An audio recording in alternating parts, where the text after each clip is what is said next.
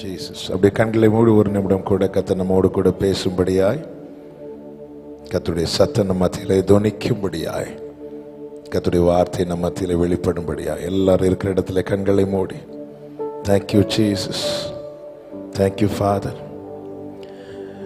இனியும் உம்மை கேட்பேன், நீர் சொல்வதை நான் செய்வேன், என் கூட பேசுங்கப்பா. பேசாம மட்டும் இருக்காதீங்கப்பா. கேளுங்க. இனியும் உம்மை கேட்பேன், நீர் சொல்வதை நான் செய்வேன், என் கூட. எத்தனை பேர் விரும்புறீங்க என் கூட பேசணும் ஆண்டவரே? பேசாம மட்டும் இருக்காதீங்கப்பா.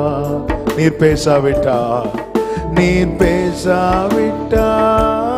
நான் உடைந்து போவேன், ஒரு குலைந்து போவேன்.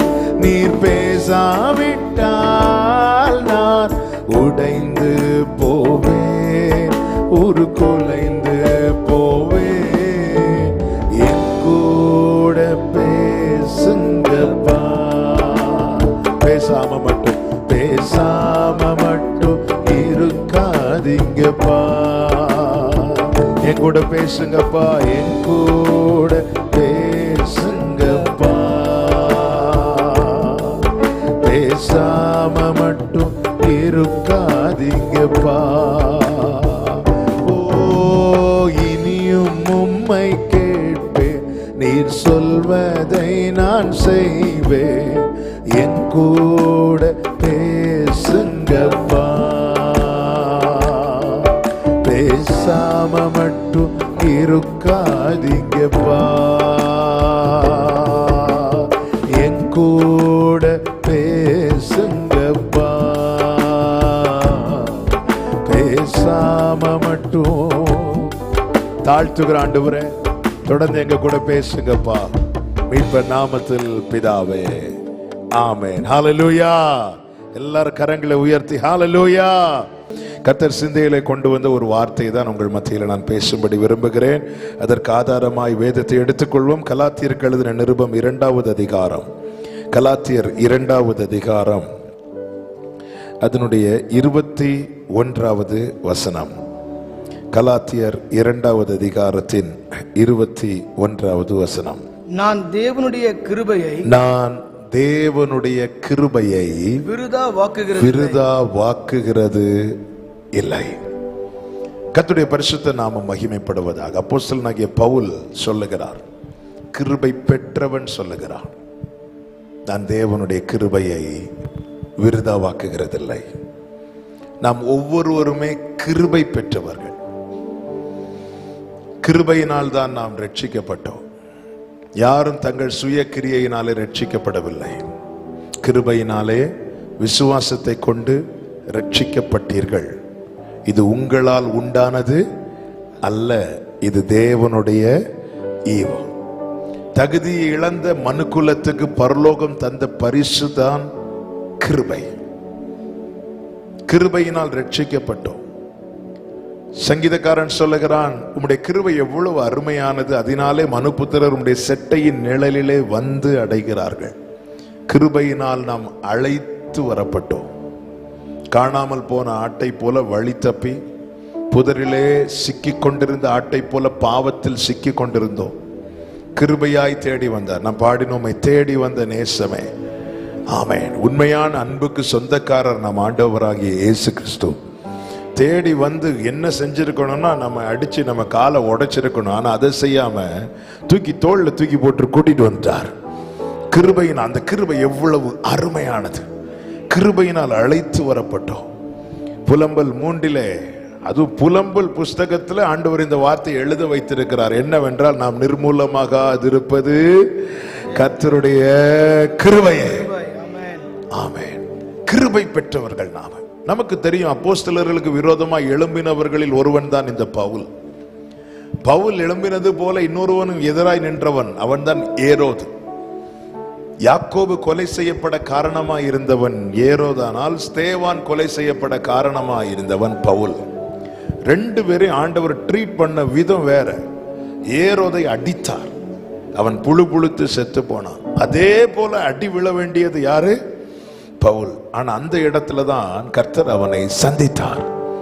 ஹல்லேலூயா. அவன் தமஸ்குக்கு போகிற வழியிலே அவன் கதை முடிய வேண்டியது, அப்சலோமை போல பாதியில முடிய வேண்டியது. ஆனால் அந்த இடத்துல கர்த்தர் அவனை அழிப்பார் என்று எல்லாரும் பார்த்து கொண்டிருக்க கர்த்தர் அவனை அள்ளி எடுத்தார். இதுதான் கிருபை. கிருபை பெற்றவன், கிருபையை பெற்றுக்கொண்டவன் சொல்லுகிறான், நான் ஒரே ஒரு லட்சியத்தோடு வாழ்ந்துட்டு இருக்கிறேன். என்ன லட்சியம் தெரியுமா? நான் தேவனுடைய கிருபைய நான் இனி வேஸ்ட் பண்ண மாட்டேன், விருதாவாக்குகிறது இல்லை. நல்ல கவனமா கேளுங்க, கிருபையை விருதாவாக்க கூடாது. ஆண்டவர் தரத தாராளமாய் தருவார். என்ன வேணாலும் கேட்கலாம். சாமுவேல்ட்ட சொப்பனத்துல வந்து என்ன சொன்னார்னா, நீ விரும்புகிறத என்னிடத்தில் கேள். நீ கேட்கிறது என்கிட்ட இல்லைன்னு அவரால் சொல்ல முடியாது. அப்படி இல்லாமல் இருந்தாலும் இல்லாதவைகளையும் இருக்கிறதை போல உருவாக்கி தருகிறவர் அவர். ஹல்லேலூயா. ஆமென். தேசத்துல தான் ஒவ்வொன்றும் குறைய ஆரம்பிச்சிட்டு நிறைய இல்லைங்கிற வார்த்தைகள் வர ஆரம்பித்து விட்டது. ஆனா பரலோகத்தில் அப்படி கிடையாது. ஆண்டவரிடத்தில், அப்பா சமூகத்தில் அப்படி கிடையாது. நீ கேளு, என்ன வேணாலும் தருவார், தாராளமாய் தருவார். ஆனால் நிச்சயமாய் எவனுக்கு அதிகம் கொடுக்கப்பட்டதோ அவனிடத்தில் அதிகம் கேட்கப்படும். 5 கொடுத்தவனிடத்தில் 10 எதிர்பார்த்து மீண்டும் வந்தார். 2 கொடுத்தவனிடத்தில் 4 எதிர்பார்த்து வந்தார். 1 கொடுக்கப்பட்டவனிடத்தில் 10 எதிர்பார்க்கவில்லை, ஆனா கண்டிப்பா 2 எதிர்பார்த்து வந்தார். தேவன் கிருபையை தாராளமாய் தருகிறார். நன்றாய் புரிந்து கொள்ளுங்கள். நேற்றே கண்ட அநேகர் இன்று இல்லை. நேற்றை கண்ட அநேகர் இன்று இல்லை. இன்னைக்கு பேப்பர் எடுத்து பாருங்க, மரணம் இல்லாத பக்கத்தை பார்க்க முடியாது. அவங்க எல்லாரும் நினைச்சிருப்பாங்களா நாளைக்கு நம்ம இருக்க மாட்டோம்னு? இல்ல.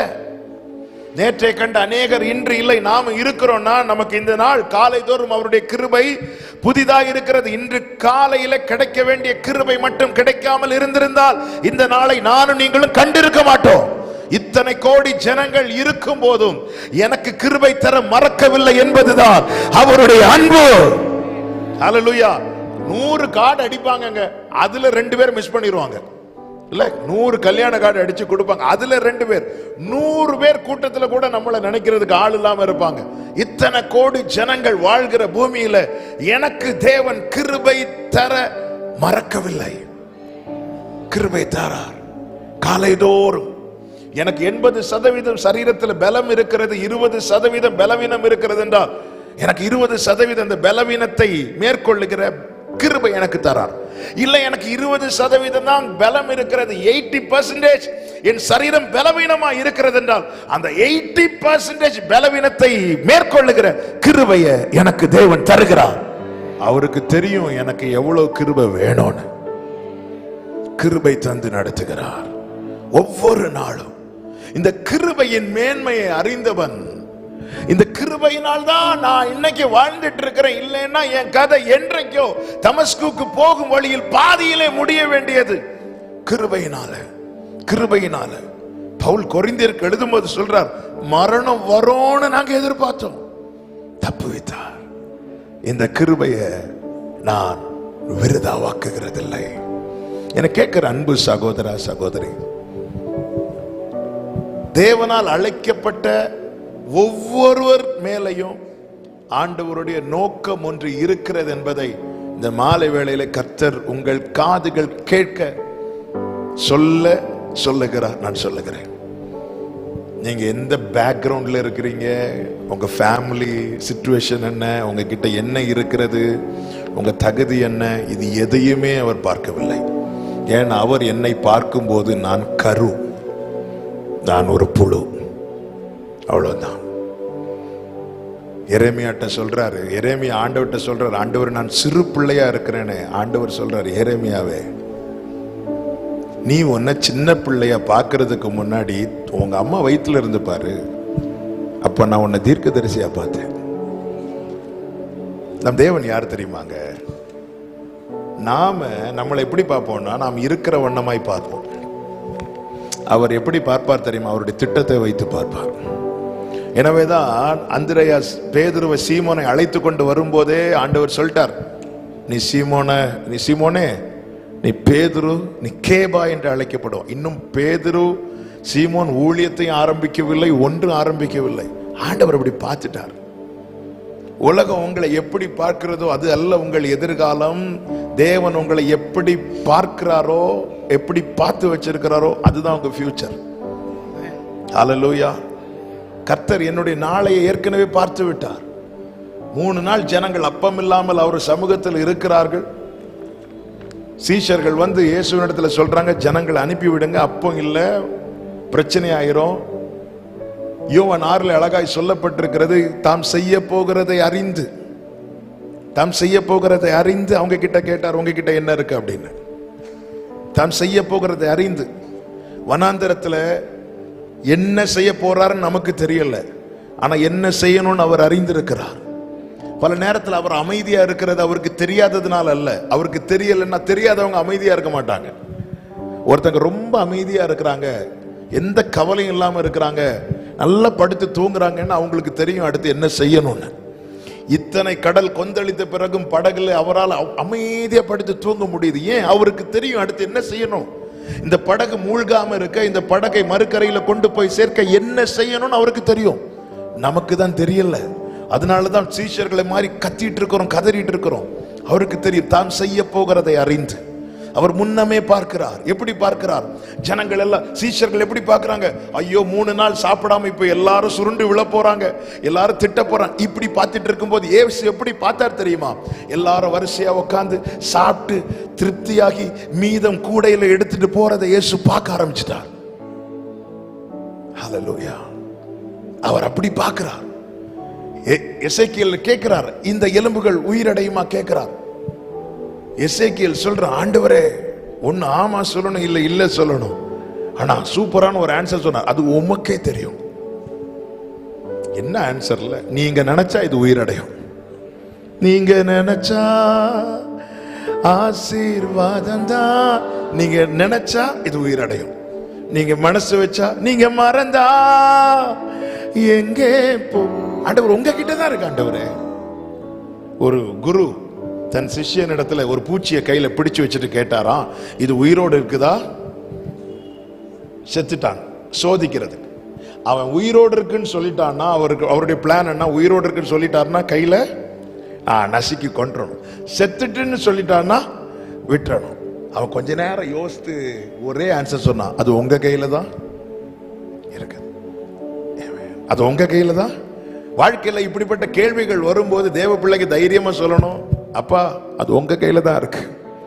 எனக்கு ஒரு ஃபியூச்சர் இருக்குதா? அது உங்க கையில தான் இருக்குது. இந்த மதிலை என்னால தாண்ட முடியுமா? அது உங்க கையில தான் இருக்கிறது. இந்த சிவந்த சமுத்திரத்தை என்னால் கடக்க முடியுமா? அது உங்க கையில தான் இருக்கிறது. இனி என் வாழ்க்கை கட்டி எழுப்பப்படுமா? அது உங்க கையில தான் இருக்கிறது. ஹல்லேலூயா. கர்த்தர் கிருபையாய் நம்மை ரட்சித்திருக்கிறார், பிரித்தெடுத்திருக்கிறார், தப்புவித்திருக்கிறார், பாதுகாத்திருக்கிறார். நமக்கென்று ஒரு பாதையை போட்டு நம்மை நடத்தி கொண்டிருக்கிறார். கடந்த சில வாரங்களாகவே ஆண்டவர் வாயில் ஒரு வார்த்தையை திரும்ப திரும்ப தந்து கொண்டிருந்தார். என்ன வார்த்தை என்றால், எந்த கையில் நம்மை வரைந்திருக்கிறாரோ அந்த கையால தான், எந்த கையில் நம்மை வரைந்திருக்கிறாரோ அந்த கையால தான் நம்மை வரைந்து கொண்டிருக்கிறார். அப்போ அவர் தொட்டா மட்டும்தான் ஆமா நம் வாழ்க்கை சரியாகும். வேற யார் கையிலும் நம்முடைய வரைபடம் கிடையாது. வேற யார் தொட்டாலும் நம்முடைய வாழ்க்கை நாசமாயிரும். அவர் தொடட்டும். ஹல்லேலூயா. கிருபை தேவன் நமக்கு தாராளமாய் அளவில்லாமல் விரும்பி தருகிறார். இந்த கிருபையை எக்காரணம் கொண்டும் தேவ பிள்ளைகள் விருதாவாக்கி விடக்கூடாது. கிருபையை விருதாவாக்காம இருக்க என்ன செய்யணும்? ஒரு சில காரியங்களை நான் சொல்லி செபிக்க விரும்புகிறேன். முதலாவது, 107வது சங்கீதம் அதனுடைய 43வது வசனத்தை வாசிக்க கேட்கலாம். 107:43. எவன் ஞானமுள்ளவனோ அவன் இவைகளை கவனிக்க கடவன். ஞானவான்கள் கர்த்தருடைய கிருபைகளை உணர்ந்து கொள்வார்கள். நல்ல கவனமா கேளுங்க. கிருபையை விருதாவாக்க கூடாதுன்னா முதல்ல கிருபையை உணர்ந்து கொள்ளணும். What is grace? கிருபைனா என்ன? கிருபையினால் எனக்கு என்ன கிடைத்தது? கிருபை எனக்கு எதுவரைக்கும் தேவை? ஞானவான் யார் தெரியுமா? PhD முடிச்சவன் பைபிள் சொல்லல. ஏன்னா மனுஷனுடைய ஞானம் எல்லாம் தேவனுக்கு அது பைத்தியமா இருக்கிறது. பைபிள் படி யார் ஞானவான் தெரியுமா? எவன் ஒருவன் கிருபையை உணர்ந்து கொள்றானோ அவன் தான் ஞானவான். ஞானம் உள்ளவன் இவைகளை கவனிக்க கடவன். எவைகளை கவனிக்கணும்? அதுக்கு மேல கொஞ்சம் எழுதி இருக்கிறார். சொல்லிவிட்டு சொல்லுகிறார், ஞானவான் கிருபையை உணர்ந்து கொள்வான். இந்த கிருபையினால் தான் 1, 2, 3 வசனங்களை படிச்சீங்கன்னா தெரியும். கர்த்தரால் சத்துருவின் கைக்கு நீங்களாக்கி மீட்கப்பட்டு, கர்த்தரை துதியுங்கள், அவர் நல்லவர், அவர் கிருபை என்றும் உள்ளது. கர்த்தரால் சத்துருவின் கைக்கு நீங்களாக்கி மீட்கப்பட்டு சேர்க்கப்பட்டவர்கள் அப்படி சொல்ல கடவர்கள். எவன் கிருபையை உணர்வான் தெரியுமா? மீட்கப்பட்டவன். சத்துருவின் கைக்கு, நமக்கு தெரியும் இஸ்ரவேலர்கள் எகிப்தில் எப்படி இருந்தார்கள் என்று. இருப்பு காலவா என்று சொல்லப்பட்டிருக்கிறது. பார்வோனுடைய நோக்கம் என்ன தெரியுமாங்க? 1, இவங்க நம்ம எதிர்த்திடக்கூடாது. 2, இவர்கள் பெருகக்கூடாது. 3, இவர்கள் நம்மை விட்டு போய்விடக்கூடாது. இதற்காக ஜனங்களை எவ்வளவு ஒடுக்க முடியுமோ ஒடுக்குகிறான். பிசாசின் நோக்கம் இது. 1, இவர்கள் பெருகக்கூடாது. அதாவது பெருகக்கூடாதுன்னா என்ன? வாக்குத்தத்தம் நிறைவேறக்கூடாது. அடிக்கடி சொல்லுகிற வார்த்தை, உலகம் கொடுக்கிற 1,00,000 அவன் தடுக்க மாட்டான், பரலோகம் கொடுக்கிற 100 தடுப்பான். ஆண்டவர் துன்மார்க்கருடைய வாழ்க்கையை பார்க்கும்போது எனக்கு அவங்க மேல பொறாமை வந்துச்சு. அவங்க என்ன பண்ணாலும் அவங்களுக்கு பிரச்சனை இல்லை, அவன் நினைக்கிறதெல்லாம் நடக்குது. ஆனா நான் சின்னதா ஒரு பிசினஸ் ஸ்டார்ட் பண்ணலான்னு பார்த்தா பிரச்சனை மேல பிரச்சனை, தடை மேல தடை. நல்லா புரிஞ்சுக்கோங்க, துன்மார்க்கருடைய செல்வ பெருக்கை பார்க்கிலும் நீதிமானுடைய கொஞ்சம் நல்லதுன்னு அவனுக்கு தெரியும். பார்வோனுடைய நோக்கம் என்ன? இவர்கள் பெருகக்கூடாது, இவன் மேல வாக்குத்தத்தம் நிறைவேறக்கூடாது. நீங்க பைபிள் படிச்சீங்கன்னா தெரியும், யார் யார் மேல வாக்குத்தத்தம் உரைக்கப்பட்டதோ அதன் பிறகு பிசாசானவனுடைய போக்கஸ் அவன் மேலதான் இருக்கும். நிற்கிறவன் எவனும் விழாதபடி எச்சரிக்கையா இருக்க கடவன். அவன் விழுந்தவனை போய் தள்ளிவிட மாட்டான். விழுந்தவர்கள் ஆயிரக்கணக்கானோர், லட்சக்கணக்கானோர், கோடிக்கணக்கானோர், அவனுடைய போக்கஸ் நிக்கிறவன் மேலதான். அவனுடைய போக்கஸ் எவன் ஒருவன் பரலோக பார்வையில் விலையேற பெற்றவனோ அவன் மேலதான். ஹல்லேலூயா. மோசே பிறக்கிறதுக்கு முன்னாடியே அவனுக்கு இருக்க முடியலையே. ஆமென். தாவீது தலையில அபிஷேகம் வைக்கப்பட்டு எடுத்ததும் சிங்காசனத்தை கொடுக்கல, திருப்பி ஆடு மேய்க்க தான் விட்டார். பொறுக்க முடியலையே. சிங்கம் என்ன, கரடி என்ன, கோலியாத் என்ன. ஊர்ல சொல்லுவாங்க, மத்தளத்துக்கு 2 பக்கம் தான் அடி, எங்களுக்கு சுத்தி சுத்தி அடி விழுது. யாக்கோபு தலையில ஆசீர்வாதம் விழுந்ததும் ஏசா சொல்றார், அவனை நான் கொல்லுவேன் அப்படின்னு. அவரை நான் கொலை செய்வேன். பைபிள் என்ன சொல்லுது தெரியுமா? அசீரியன் முகாந்திரம் இல்லாமல் பகைத்தான். யார? எகிப்திலிருந்து மீட்கப்பட்டவர்களை, பிரித்தெடுக்கப்பட்டவர்களை. நாம் எவ்வளவு பிரஷியஸ் என்பதை நாம் கடந்து வந்த பாதையை திரும்பி பார்த்தால் தெரியும். ஹல்லேலூயா. நீ தண்ணீரை கடக்கும் போது, நீ ஆறுகளை கடக்கும் போது, என்ன ஏன் ஆண்டவரே இவ்வளவு ரிஸ்க் எடுத்து இதை கடக்க வைக்கிறீங்க? நான் வாழ்றதுனால யாருக்கு பிரயோஜனம் ஆண்டவரே? நான் வாழ்றதுனால யாருக்கு பிரயோஜனம்? அடுத்த வார்த்தை ஆண்டவர் சொல்லுகிறார், நீ என் பார்வைக்கு அருமையானபடியினாலே கனம் பெற்றாய். நீ என் பார்வைக்கு, உன்னை உலகம் எப்படி வேணாலும் பார்க்கட்டும். தாவீதை உலகம் எப்படி பார்த்துச்சு தெரியுமா? அப்ப ஆகாதவனாய் பார்த்தான். அதனாலதான் சாமுவேல் பிள்ளைங்களை கூட்டிடுவான்னு சொல்லும் போது 7 பிள்ளைங்களை கொண்டு வந்து நிறுத்துறார். தாவீதை கூட்டிட்டு வரல. எந்த தகப்பனாவது பிள்ளைய மறப்பானாங்க? இல்ல. இதுக்கு இவன் லாயக்கில்லை. தாவீது ஆகாதவனாய் பார்த்தான். சகோதரர்கள் அகங்காரம் உள்ளவனாய் பார்த்தார்கள். யுத்த காலத்துல சகோதரர்களுக்கு சாப்பாடு கொண்டு போறாரு. சகோதரர்கள் கேட்கிறாங்க, நீ அகங்காரம் உள்ளவன், கொஞ்சம் ஆடுகளை யார்கிட்ட விட்டுட்டு வந்தேன்னு கேட்கிறாங்க. அகங்காரம் உள்ளவனாய் பார்த்தார்கள். மாமனார் சவுல் வாழ்நாள் எதிரியாவே பார்த்தான். மனைவி அற்பமாய் பார்த்தாள். பையன் அப்சலோம் சத்துருவாய் பார்த்தான். சுத்தி இருக்கிறவங்க பார்த்த பார்வை. தாவீது மேல பார்க்கிறான். சொல்றா, ஆண்டவரே நீர் உமது அடியேனை அறிவீர், நீர் என்னை மகா மேன்மையான சந்ததியின் மனுஷனாக பார்த்து. ஹல்லேலூயா. உலகம் எப்படி ஆண்டவர் சாமுவேல்ட்ட என்ன சொல்றது தெரியும்? மனுஷன் பார்க்கிறபடி நான் பார்க்க மாட்டேன். என் தாவீத அவனுடைய தகப்பன் ஆகாதவனாய் பார்க்கிறான், சகோதரர்கள் அகங்காரம் உள்ளவனாய் பார்க்கிறாங்க, மனைவி அற்பமாய் பார்க்கிறாள், சத்துருவாய் பார்க்கிறாங்க. ஆனா நான் அப்படி பார்க்க மாட்டேன். நான் இவனை எப்படி பார்க்கிறேன் தெரியுமா? மகா மேன்மையான சந்ததியின் மனுஷனாக. இதற்காக கர்த்தர் என்ன செய்கிறார் தெரியுமா? தாவீது சொல்லுகிறார், நான் பயங்கரமான குழியில் இருந்தேன், கர்த்தர் என்னை தூக்கி எடுத்தார். நான் ஜலப்பிரவாகத்தில் இருந்தேன், கர்த்தர் உயரத்தில் இருந்து கை நீட்டி என்னை தூக்கி எடுத்தார். நான் மரண வாசலில் இருந்தேன், கர்த்தர் என்னை தூக்கி எடுத்தார். ஏன்? நான் அவருடைய பார்வையிலே விலையேற பெற்றவன். ஹல்லேலூயா. பாருங்கள், பிசாசானவன் ஆஃபர் பண்றான் இயேசுவுக்கு, நீ என்னை வணங்கிட்டேன்னா, இன்னும் சொல்லணும்னா என் கூட காம்ப்ரமைஸ் ஆயிட்டேன்னா நான் இந்த உலகம் முழுவதையும் கொடுக்கிறேன். பிசாசானவன் உலகம் முழுவதையும் ஆஃபர் பண்றான். பிதாவானவர் என்னை உங்களை ஆஃபர் பண்றார். ஹல்லேலூயா. இப்போ தீர்மானம் இயேசுவுடையது. ஞானம் உள்ளவன் கிருபையை உணர்ந்து கொள்வான். அவர் இந்த இடத்துல, இதோ உனக்கு முன்பாக ஆசீர்வாதத்தையும் சாபத்தையும் வைக்கிறேன், ஜீவனையும் மரணத்தையும் வைக்கிறேன். ஏதேனில் துவங்கி மனிதனுக்கு முன்பாக இப்படி ஆப்ஷன் வைக்கிறார். தெரிந்தெடுக்கிற காரியத்தை உன்னிடத்தில் விடுகிறார். இப்பொழுது 40 நாள் வனாந்திரத்தில் ஜெபத்தை முடித்த இயேசுவுக்கு முன்னாடி 2 ஆஃபர் உலகம் கொடுக்கிற, பிசாசானவன் கொடுக்கிறான். என்ன மட்டும் வணங்கிட்டேனா எனக்கு என்னென்ன மேன்மை இந்த உலகத்தில் கொடுக்கப்பட்டதோ அத்தனை. ஏன்னா இயேசு இப்பொழுது எப்படி வந்திருக்கிறார் தெரியுமா? பிதாவுக்கு சமமா இருப்பதை கொள்ளையாடின பொருளா எண்ணாமல் தம்மை தாமே வெறுமையாக்கி அடிமையின் ரூபம் எடுத்து வந்திருக்கிறார். ஹல்லேலூயா. இன்னைக்கு மனுஷன் ஆமென் வாழ்வதற்காக எத்தனையோ பேரோடு காம்ப்ரமைஸ் ஆகி போயிட்டு இருக்கிறான். அந்நிய நுகத்தில் பிணைக்கப்பட்டு போயிருக்கிறான். ஞானம் உள்ளவன் கிருபையை உணர்ந்து கொள்ள வேண்டும். நாம் பிரித்தெடுக்கப்பட்டவர்கள், நாம் இரத்தத்தால் கழுவப்பட்டவர்கள், நாம் விலை கிரயம் கொடுத்து வாங்கப்பட்டவர்கள். ஹல்லேலூயா. பிசாசு கொடுத்த ஆஃபர் அவர் தட்டி விட்டதுனால அவர் கையில் ஆணி ஏறிச்சு. ஹல்லேலூயா. அங்க மட்டும் அவர் கை நீட்டி வாங்கியிருந்தாருன்னா அவர் கையில் ஆணி ஏறி இருக்காது. அவர் கையில் ஆணி ஏறாம இருந்திருந்தா எனக்கு உங்களுக்கு இந்த கிருபை கிடைச்சிருக்காது. ஞானம் உள்ளவன் கிருபையை உணரணும்.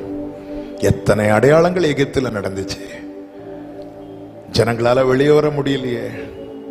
வெளியே வரணும்னா ஒரு ஆட்டுக்குட்டி அடிக்கப்படணும். பழுதற்ற ஆட்டுக்குட்டி அடிக்கப்பட்டே ஆகணும். அந்த ஆட்டுக்குட்டியின் ரத்தம் அந்த வீட்டு நிலைக்கால்கள் மேல தெளிக்கப்படணும். இது நடந்த அன்னைக்கு தான் மீட்பு உண்டாச்சு. ஆமை மீட்கப்பட்டவர்கள் சொல்லணும், கர்த்தர் நல்லவர், அவர் கிருபை என்றும் உள்ளது. அப்ப மீட்கப்பட்டாச்சு. இனி பைபிள் என்ன சொல்லுது தெரியுமா? முடிவு பரியந்தம் நிலைத்திருக்கிறவனே ரட்சிக்கப்படுவான். இனி எனக்கு அடுத்த வேலை என்ன? ஒரு நாடின துறைமுகம் எனக்கான ஒரு கானானை ஆயத்தப்படுத்தி வைத்திருக்கிறார், அங்க போனோம். இப்போ நீங்க இந்த வசனத்தை கவனிச்சீங்கன்னா தெரியும். 4வது வசனத்தை 5வது வசனத்தையும் பாருங்கள். அவர்கள் தாபரிக்கும் ஊரை காணாமல் வனாந்திரத்திலே அவாந்திர வழியாய் பசியாகவும் தாகமாகவும் ஆத்துமா தொய்ந்ததாகவும் அலைந்து திரிந்தார்கள். தங்கள் ஆபத்தில் கர்த்தரை நோக்கி கூப்பிட்டார்கள், அவர்கள் இக்கட்டுகளில் இருந்து அவர்களை விடுவித்தார். அடுத்த வார்த்தை, தாபரிக்கும் ஊருக்கு போய் சேர அவர்களை செவ்வையான வழியிலே நடத்தினார். அவர்களாய் நடந்த போது அவர்கள் அலைந்து திரிந்தார்கள், அவரால் நடத்தப்பட்ட போது அவர்கள் செவ்வையான வழியிலே நடந்தார்கள். அப்ப எனக்கு கிருபை எங்கெல்லாம் தேவை தெரியுமா? மீட்புக்கு மட்டும் எனக்கு கிருபை தேவை கிடையாது. இனி அடுத்த நான் எடுத்து வைக்கிற ஒவ்வொரு ஸ்டெப்புக்கும் எனக்கு என்னதான் தேவைன்னா கிருபை. இல்ல நான் தான் ரட்சிக்கப்பட்டுட்டேன், இனி எப்படி வாழ்ந்தாலும் எனக்கு பரலோகம்னா நான் அலைந்து திரிகிறவனா இருப்பேன்.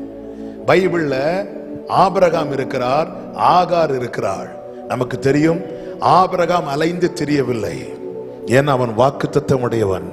ஆனால் ஆகார் அலைந்து திரிந்தாள். தேவன் நம்மை பிரித்தெடுத்து ஆகாரின் சந்ததியாய் வைக்கவில்லை, ஆபிரகாமின் சந்ததியாய் வைத்திருக்கிறார். நானா நடப்பேனா என் வாழ்க்கை அலைந்து திரிகிற வாழ்க்கையா தான் இருக்கும். அவரால் நடத்தப்படுவேன்னா கர்த்தர் என்னை நேர்வழியாய் நடத்துவார். பைபிள்ல செழிப்பான பாதையில் நடத்துவார்னு சொல்லல, செவ்வையான வழியில. செவ்வையான வழியிலே செழிப்பு உண்டு, செவ்வையான வழியிலே நன்மை உண்டு. அது பார்வைக்கு வனாந்தரமா இருக்கலாம். நல்ல நான் ரட்சிக்கப்பட்டுட்டேன். இன்னைக்கு அநேகர் அந்த ரட்சிப்பின் அனுபவம் வரைக்கும் கர்த்தரிடத்தில் இருக்கிறார்கள். அதன் பிறகு அவர்கள் தங்கள் மனமும் தங்கள் மாம்சமும் தங்கள் மனதும் விரும்பின பாதையை நோக்கி செல்லுகிறார்கள். ஞானம் உள்ளவன் கிருபையை உணர்ந்து கொள்வான். என்ன உணர்ந்து கொள்வான்? இனி நான் எடுத்து வைக்கிற ஒவ்வொரு ஸ்டெப்புக்கும் எனக்கு என்ன தேவைன்னா அவர் தான் தேவை. அவர் இல்லாம முடியாது. ஹல்லேலூயா. எகிப்துல எல்லாம் இருந்துச்சுங்க. வீடு இருந்துச்சு, பணம் இருந்துச்சு, சாப்பாடு இருந்துச்சு. ஆனா வாழ முடியல, வாழவே முடியல. வாழ முடியாததுனால பெருமூச்சு விட்டு அழுதாங்க. இந்த வனாந்தரத்துல ஒண்ணுமே இல்லை, ஆனா ஒன்றும் அவர்களுக்கு குறைவாய் இருந்ததில்லை. எதுக்கு இதை சொல்றேன் தெரியுமா? எல்லாம் இருந்தும் அவர் கிருபை இல்லைன்னா வாழ முடியாது. ஒண்ணுமே இல்லைன்னாலும் அவர் கிருபை இருந்தா நம்மால வாழ முடியும். வாழ்க்கையை திரும்பி பாருங்க. எல்லாம் இருந்துதான் இவ்வளவு நாள் வாழ்ந்தோமா? எல்லாம் இருந்துதான் வாழ்ந்தோமா? என் வாழ்க்கையில பல நாள் இந்த இல்லாய்மை இருந்தது. ஆனாலும் கர்த்தர் என்னை வெட்கப்பட்டு போக விடலைன்னு சொல்றவங்க மாத்திரம் உங்க வலது கரத்தை உயர்த்தி ஆமேன்னு சொல்லுங்க பார்க்கலாம். அப்ப இதற்கு காரணம் என்ன? கிருபை. ஞானம் உள்ளவன் கிருபை உணர்ந்து கொள்வான். இந்த வனாந்திரத்துல மன்னாவை எடுக்க வைக்கிறார் ஆண்டவர். மன்னாவை எடுக்க ஏன்? நாளைக்குள்ள மன்னாவை நாளைக்கு தான் எனக்கு கொடுக்க காரணம் என்ன? அவருடைய ஆசை என்ன தெரியுமா? நீ டெய்லி அவரை பார்க்கணும், அவரை பார்க்கணும். அதனாலதான் ஜெபிக்க சொல்லி கொடுக்கும் போது கூட எங்களுக்கு வேண்டிய ஆகாரத்தை 1 மாதத்துக்கு சேர்த்து தாரும் என்று சொல்லவில்லை, எங்களுக்கு என்று தாங்க. அவர் அதை விரும்புகிறார். நித்தம் அவருடைய சமூகத்தை நாடுகிற யாக்கோபின் சந்ததியாய் நானும் நீங்களும் இருக்கணும்னு விரும்புகிறார். அவர் நடத்துகிற பாதை ரொம்ப ஆச்சரியமானதுங்க. இன்னும் பாருங்க, பலர் சொல்லலாம், ஆனாலும் உன்னை ரட்சித்து வனாந்திரத்துல தானே நடத்துறார். அப்படின்னா உன்னை ரட்சித்து என்ன பண்றாருன்னா உன்னை பனிஷ் பண்றார், உன்னை தண்டிக்கிறார். ஒரு தேவ பிள்ளை கிருபையை உணர்ந்தவன் என்ன சொல்லுவான் தெரியுமா? தண்டிக்கிறாரா? தண்டிக்கிறார்னா என்ன தெரியுமா? வனாந்திரத்துல என்னை தனியா விடுறதுதான் தண்டனை. வனாந்திரத்துல விடுறது தண்டனை கிடையாது. இந்த வனாந்திரத்துல என்னை தனியா விடுறாரு தெரியுமா? அதுதான் தண்டனை. இந்த வனாந்திரம் ஆனாலும் 40 வருஷம் ஆனாலும் மேக ஸ்தம்பத்திலும் அக்னி ஸ்தம்பத்திலும் அவரும் என் கூட இருக்கிறார். அவர் இல்லாத எகிப்தில் வாழ்வதை விட அவரோடு கூட வனாந்திரத்தில் நான் வாழ விரும்புகிறேன். ஹல்லேலூயா. பனிஷ்மெண்ட் என்ன தெரியுமாங்க? தனியா விடுறது. ஒரு பெரிய பங்களால அவர் இல்லாம வாழ்றதை விட குடிசையில அவரோடு கூட வாழ்வது பாக்கியம். அரண்மனையில் இருக்கிற சவுலுக்கு தூங்க முடியல தாவீதை நினைச்சு. ஆனா குகையில் இருக்கிற தாவீது சொல்றார், சமாதானத்தோட படுத்துக்கொண்டு நித்திரை செய்வே. கர்த்தாவே, நீர் என்னை சுகமாய் தங்க பண்ணுகிறேன்.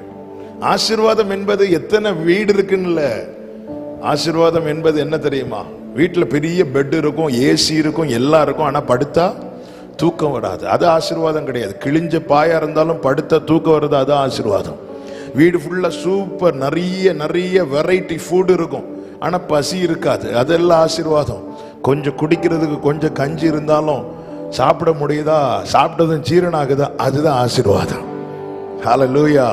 கர்த்தர் நடத்துகிற பாதை ஆச்சரியமானது. ஞானம் உள்ளவன் கிருபையை உணர்ந்து கொள்வான். வாழ்க்கையில எத்தனை முறை எத்தனை சூழ்நிலையில அப்படி நெருங்கி நின்றது இல்ல, எப்படி இதை நான் ஹேண்டில் பண்ண போறேன், எப்படி இதை நான் ஃபேஸ் பண்ண போறேன். அந்த வாழ்க்கையை திரும்பி பார்த்தா அதெல்லாம் தாண்டி எத்தனை மதில்களை தாண்டி இருக்கிறோம், எத்தனை கோட்டைகள் தகர்க்கப்பட்டிருக்கிறது, எத்தனை இதுக்கு இதெல்லாம் ஞானம் உள்ளவன் கிருபையை உணர்ந்து கொள்வான். நம்முடைய பலமாங்க, நம்முடைய திராணியாங்க. ஆமே, பணம் இல்லாம ஃபீஸ் கட்ட முடியாம, பிள்ளைக்கு பால் பாக்கெட் வாங்க முடியாம திணறின நாட்கள் கூட உண்டு அநேகருக்கு.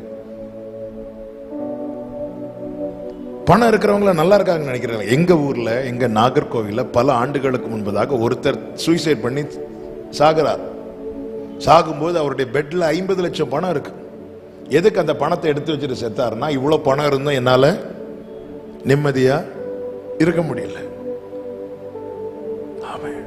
நம்ம என்ன நினைக்கிறோம், இது இருந்தா சரியாயிரும், அது இருந்தா சரியாயிரும். நான் இயேசு நாமத்துல சொல்றேன், உங்க வாழ்க்கை நீங்க திரும்பி பார்த்தீங்கன்னா தெரியும். அதான் பவுல் தாவீது சொல்றார், இந்த கோலியாத்தை நீங்க ரொம்ப பெருசா பாக்குறீங்க. ஏன் தெரியுமா? நீங்க இதுவரை ஒரு பிரச்சனையும் பார்க்கல. நான் அப்படி கிடையாது. நான் ஒரு சிங்கத்தை பார்த்துட்டேன், நான் ஒரு கரடியை பார்த்துட்டேன். இந்த கோலியாத்தும் எனக்கு அது போல ஒரு பிரச்சனை. சிங்கத்தின் கைக்கும் கரடியின் கைக்கும் என்னை தப்பு வைத்தவர் இந்த கோலியாத்தின் கைக்கும் என்னை தப்பு வைப்பார். 2020 2021 என்னை நடத்தினவர் இந்த 2022 என்னை நடத்துவார். கடந்த 6 மாதங்கள் என்னை நடத்தினவர் அடுத்த 6 மாதமும் என்னை நடத்துவார். இதுதான் தேவனுடைய கிருபையை உணர்ந்தவன். கிருபையை உணர்ந்தவன். எதுக்கு கிருபை தேவை? நான் மீட்கப்பட மட்டும் இல்ல, அடுத்து நான் தாபரிக்கு ஊருக்கு போய் சேரும் வரைக்கும் எனக்கு ஒவ்வொரு நாளும் தேவை கிருபை. உங்க கிருபை இல்லாம வாழ முடியாதையா. இப்ப கிருபை இல்லாம வாழ முடியலன்னு நமக்கு உள்ள உணர்ந்துட்டுனாலே நாம ஆண்டவரை தான் சார்ந்திருப்போம். நித்தம் கல்லறைக்கு முன்னாடி வந்து நிக்கிறாங்க மகதலேனா மரியாளும் வேற சில ஸ்திரீகளும். தூதர்கள் வந்து சொல்றாங்க, அவர் இங்க இல்ல, அவர் உயிர் தெழுந்தார். எல்லாரும் போயிட்டாங்க, மரியாள் மட்டும் நிக்கிறா. ஏன் நிக்கிறா? நான் எங்க போவேன்? இல்ல, எனக்கு அவர் இல்லாம எங்கேயுமே போக முடியாது. அவர் சொல்றா, இயேசு வந்து நின்ற பிறகு இயேசு என்று அறியாமல் கேட்கிறா, தோட்டக்காரரே நீங்க அவரை எங்கேயாவது வச்சீங்கன்னா சொல்லுங்க, நான் போய், எனக்கு அவர் இல்லாம முடியாது. இதுதான் கிருபையை உணர்ந்தவனுடைய நிலை. அவர் இல்லாம முடியாது. அவர் உனக்கு ஏதாவது செஞ்சாரா? எனக்கு அது தெரியாது. எனக்கு இயேசு இல்லாம முடியாது. அவரை என்னை இல்லாமல் உங்களால் ஒன்றும் செய்ய கூடாது என்று இயேசு சொல்லி இருக்கிறார். நாம என்ன பண்றோம்? நான் தான் ரட்சிக்கப்பட்டுட்டேனே, நான் தான் அபிஷேகம் பண்ணப்பட்டு விட்டேனே, என்னால இதை செய்ய முடியும் அதை செய்ய முடியும். ஞானம் உள்ளவன் கிருபையை உணர்வான். கிருபையை உணர்ந்தவன் கிருபையை விருதாவாக்க மாட்டான். பல பாதைகளில் அநேகர் சுற்றி திரிவார்கள். எனக்கு தேவன் கிருபை தருவது அலைந்து திரிவதற்கல்ல, அவர் நியமித்த பாதையிலே செல்வதற்கு. இங்கே 107வது சங்கீதம் அதனுடைய 30வது வசனத்திலே சொல்லப்பட்டிருக்கிறது, தாங்கள் நாடின துறைமுகத்தில் அவர்களை கொண்டு வந்து, அவர்கள் வந்து சேர்ந்தார்கள் என்றல்ல, அவர்களை கொண்டு வந்து சேர்க்கிறார். அப்படி என்றால் என்ன? என்னை கைப்பிடித்த நாள் முதல் கடைசி வரை அவரால் நான் நடத்தப்பட்டால் மட்டுமே என்னால் அந்த மறுகரையிலே போய் சேர முடியும். ஞானம் உள்ளவன் கிருபையை உணர்வான். கிருபையை விருதாவாக்காதிருக்க கிருபையை உணரணும். இரண்டாவது, கிருபையின் திரட்சியை மறக்க கூடாது. 106வது சங்கீதம் அதனுடைய 7வது வசனத்துல இஸ்ரவேல் ஜனங்கள் என்ன செய்வார்களா? அவர்கள் உம்முடைய கிருபையின் எங்கள் பிதாக்கள் எகிப்திலே உம்முடைய அதிசயங்களை உணராமலும் உம்முடைய கிருபைகளின் திரட்சியை நினையாமலும் போயிட்டாங்க. கிருபையின் திரட்சியை உணரணும். கிருபையின் திரட்சினா பெருக்கம். எவ்வளவு கொடுத்திருக்கிறான் புரியும்படி சொல்றேன். பாவத்தில் பிடிக்கப்பட்ட ஒரு ஸ்திரீயை இயேசுவுக்கு முன்பாய் கொண்டு வந்து நிறுத்துகிறார்கள். நியாயப்பிரமாண வழக்கத்தின்படி என்ன செய்யணும்? இப்படிப்பட்ட விபச்சார பாவத்தில் ஒருவள் பிடிக்கப்பட்டாள், அவள் மேல கல்லறிந்து, அவள் சாகு வரை கல்லறிந்து கொன்று ஒரு கற்குவியலை வைக்க வேண்டும். எதற்கு? நாளைக்கு யாரும் இந்த தப்பு பண்ணக்கூடாதுங்கிறதுக்கான வார்னிங். இவளுக்கான பனிஷ்மெண்ட், மற்றவர்களுக்கான வார்னிங். இப்போ ஒருவள் பிடிக்கப்படுகிறாள் கையும் களவுமாக. இப்ப இவங்க எல்லாம் என்ன பண்றாங்க அப்படின்னா, இயேசுவுக்கு முன்பாய் கொண்டு வந்து நிறுத்துறாங்க. அவள் பெற்ற பாக்கியம் என்ன தெரியுமா? இயேசுவுக்கு முன்னாடி வந்து நின்னது. அவளா வந்து நிக்கல, இன்னொருத்தங்க கொண்டு வந்து நிறுத்துறாங்க. அப்படி நிறுத்தப்பட்டவளே காக்கப்படுவாளானால், நாம அவருடைய சமூகத்தை விரும்பி வரும்போது நாம் காக்கப்படுவது எவ்வளவு நிச்சயம். நம்முடைய அடைக்கல பட்டணங்க நம்முடைய ஆண்டவராக இயேசு கிறிஸ்து. ஹல்லேலூயா. இப்ப எல்லாரும் நிக்கிறாங்க, எல்லாரும் கையில கல்லை வச்சு நிக்கிறாங்க. இவளுக்கு இயேசுவை பத்தி இன்னும் அவ்வளவா சரியா தெரியல, இயேசு மேல விசுவாசமும் இல்ல, ஒண்ணும் கிடையாது. அவ பாவம் பண்ணா பிடிக்கப்பட்டாள். இப்போ இயேசு கல்லறியணும்னு வெயிட் பண்ணிட்டு இருக்கிறாங்க. இயேசு சிம்பிளா ஒரு வார்த்தை சொல்ற, உங்களில் பாவம் இல்லாதவன் முதலாவது கல்லறிய கடவுள். அவ வெயிட் பண்ணிட்டு இருக்கிறான். எந்த பக்கத்துல இருந்து கல் வர போகுது, எந்த பக்கத்துல இருந்து எல்லாரும் கையில கல்ல வச்சிட்டு இருக்கிறாங்க. இவ நிக்கிறா. இவளுடைய மனசெல்லாம் எது மேலதான் இருக்கும்? இயேசு மேல இருக்குமா, கல்லு மேல இருக்குமா? எந்த பக்கத்துல இருந்து எந்த கல் வரப்போகுதுன்னு தெரியல. வெயிட் பண்ணிட்டு இருக்கும் போது அத்தனை கல்லு கீழே விழுது. ஒரு கல்லு கூட அவ மேல படல. ஏன்னா அவருடைய கிருபை அவளை கவர் பண்ணிட்டு. நான் இப்படி சொல்ல விரும்புறேன், அந்த இடத்துல ஒரு 100 பேர் இருக்கிறாங்கன்னா 100 கல்லு. ஆமே, எது டாமினேட் பண்ணுதோ அதுதான் ஜெயிக்கும். இவளுக்கு விரோதமான குற்றச்சாட்டு, இவளுக்கு பாராட்டின கிருபை, இதுல எது மேற்கொண்டதோ அதுதான் ஜெயித்தது. இவளை மேற்கொண்டது அவர் பாராட்டின கிருபை. அதனால் அவர் காக்கப்பட்டா. நம் மேல எத்தனை கற்குவியல் விழ வேண்டியது, பாவத்தின் சம்பளமாகிய மரணம் நம் மேல் விழ வேண்டியது. ஆனால் அவர் நமக்கு பாராட்டின கிருபை, பாவம் பெருகின இடத்துல அவர் கிருபையை பெருக பண்ணி அந்த அழிவுக்கு நம்மை தப்புவித்திருக்கிறார். ருசித்தவர்கள் மாத்திர கைகளை உயர்த்தி ஆவேன் சொல்லுங்க பார்க்கலாம். இந்த கிருபையின் திரட்சியை எவன் ஒருவன் மறக்கிறானோ அவன் திருப்பிய பாவம் செய்வான். பரவாயில்லையே, பரவாயில்லையே, நான் அப்ப பாவம் பண்ணா அவர் என்ன பண்ணுவாரு, என்ன மன்னிப்பாரா? இது நல்லா இருக்குது. கிருபையின் திரட்சியை மறந்ததனால் தான் சிம்சோன் மீண்டும் மீண்டும் மீண்டும் போய் பாவம் செய்தான். கிருபையின் திரட்சியை மறக்கிறவன் பாவத்தை விடமாட்டான். அவன் கிருபையை விருதாவாக்குகிறான். நல்லா புரிஞ்சுக்கோங்க, grace is free but not cheap. கிருபை இலவசமானது, அதே நேரத்தில் அது மதிப்பில்லாதது கிடையாது. அதற்கான விலை நம்மால் கொடுக்க முடியாது. எனவேதான் அவரே தம்முடைய ஜீவனையே அதற்காக ஊற்றி அதற்கான விலையை கொடுத்திருக்கிறார். கிருபை என்பது பாவம் செய்வதற்கான லைசன்ஸ் கிடையாது. கிருபை உம்முடையது. சங்கீதக்காரன் சொல்லுகிறான், தேவரீர் அவனவன் செய்கைக்கு தக்கதாய் பலனளிக்கிறேன். கிருபை உம்முடையது. தேவரீர் அவனவன் செய்கைக்கு தக்கதாய் கிரியைக்கு தக்கதாய் பலன் அளிக்கிறீர். எனக்கு தேவன் பாராட்டின கிருபை என்பது என் பாவம் பெருகி பாவத்தின் தண்டனை வர வேண்டிய இடத்துல அவர் கிருபையை பெருக பண்ணி அந்த தண்டனையிலிருந்து என்னை தப்புவித்தார். தண்டனையிலிருந்து தப்புவித்தார். நான் காக்கப்பட்டேன். யாரும் உன்னை குற்றவாளியா தீர்க்கலையாமா? இல்ல, நானும் உன்னை குற்றவாளியா தீர்க்க. இதுதாங்க கிருபையின் திரட்சி. நமக்கு தெரியும் நம்முடைய பாஸ்ட், நம்முடைய பழைய வாழ்க்கை நமக்கு தெரியும். நாம் எப்படி இருந்தவர்கள் நமக்கு தெரியும். அப்சலோமை போல பாதியில் முடிய வேண்டியவர்கள், யூதாஸை போல பாதியில் முடிய வேண்டியவர்கள் இல்ல. யூதாஸ் ஒரு முறை தான் காட்டி கொடுத்தான். நாம் எத்தனை இடங்களில் இயேசுவை காட்டி கொடுத்திருக்கிறோம். பேதுரு 3 முறை தான் மறுதலித்தான். நாம் எத்தனை இடங்களில் இயேசுவை மறுதலித்து இருக்கிறோம். ஆகான் சில அற்பமான பொருட்களை தான் எடுத்து வைத்தான். நாம் எத்தனை காரியங்களை வஞ்சித்து வைத்திருந்தோம். அந்த இடத்திலெல்லாம் தண்டிக்கப்பட வேண்டிய நாம கிருபையினால் மீட்கப்பட்டோம். இது திரட்சி. எனக்கு அவர் பாராட்டின கிருபை என்பது பெரியது. இதை நான் மறந்துடக்கூடாது. மூன்றாவது, இந்த கிருபையின் கிரயத்தை பார்க்கணும். இந்த கிருபைக்கு ஒரு கிரயம் இருந்தது. எபேசியர் 1வது அதிகாரம் அதனுடைய 7வது வசனத்திலே சொல்லப்பட்டிருக்கிறது. எபேசியர் 1:7 வாசியுங்கள். அவருடைய கிருபையின் ஐஸ்வரியத்தின்படியே, கிருபையின் ஐஸ்வரியத்தின்படியே இவருடைய இரத்தத்தினாலே, இயேசு கிறிஸ்துவினுடைய இரத்தத்தினாலே பாவ மன்னிப்பாகிய மீட்பு இவருக்குள் நமக்கு உண்டாயிருக்கிறது. இவருக்குள், கிறிஸ்துவுக்குள் நமக்கு உண்டாயிருக்கிறது. அப்ப கிருபைக்கு அவர் கொடுத்த கிரயம் என்ன தெரியுமா? ரத்தம்.